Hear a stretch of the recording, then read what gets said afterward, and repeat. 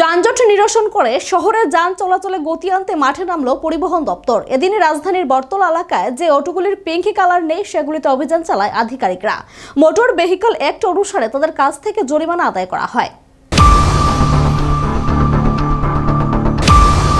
গত জুলাই মাসে পরিবহন দপ্তর শহর ও শহরতলির অটোগুলিতে পিঙ্কি কালারের প্রথা চালু করে। বিভিন্ন মহকুমা থেকে শহরে অটো এসে অযথা যেন যানজট সৃষ্টি না করে সেই কারণে এই ব্যবস্থা গ্রহণ করা হয়। দপ্তরের নির্দেশ মেনে শহরের একাংশের অটো চালকরা তাদের গাড়ির রং পাল্টে নেন, কিন্তু এখনো বেশ কিছু অটো চালক তাদের গাড়ির রং পাল্টায়নি। এই সমস্ত অটোগুলির বিরুদ্ধে বুধবার রাজধানীর বটতলা এলাকায় অভিযানের নামে পরিবহন দপ্তর সংশ্লিষ্ট অটোগুলিকে চিহ্নিত করে ব্যবস্থা গ্রহণ করা হয়। এই প্রসঙ্গে পরিবহন দপ্তরের মোটর ভেহিকল ইন্সপেক্টর জানান, সংশ্লিষ্ট অটো চালকদের অনেকই দিন সময় দেওয়া হয়েছে, মানবিকতার কারণে এই সময় দেওয়া হয়েছে। তিনি আরো জানান, বর্তমান সময়ে যে গাড়িগুলি শহরে ঢুকছে তাদের বিরুদ্ধে এই অভিযান এখন থেকে প্রতিদিন নিয়ম করে অভিযান চালানো হবে বলে জানান তিনি। মোটর ভেহিকল ইন্সপেক্টর আরো জানান, শহরকে যানজট মুক্ত রাখাই দপ্তরের মূল লক্ষ্য।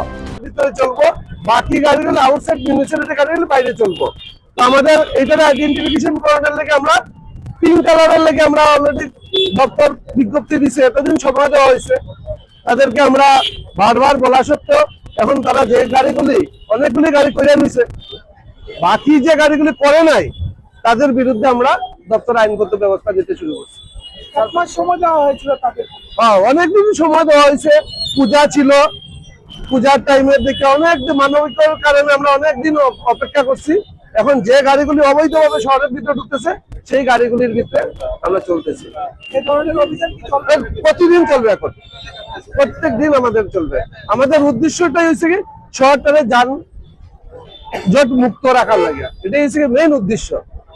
এদিন পরিবহন দপ্তরের আধিকারিক আরো জানান, মোটর ভেহিকল অ্যাক্ট অনুসারে সংশ্লিষ্ট গাড়িগুলি থেকে জরিমানা আদায় করা হবে। উল্লেখ্য, যানজট বর্তমানে রাজধানী আগরতলায় নিত্যদিনের এক সমস্যা হয়ে দাঁড়িয়েছে।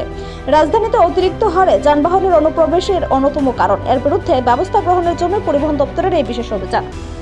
নিজস্ব প্রতিনিধি রিপোর্ট, এশিয়ান টাইমস।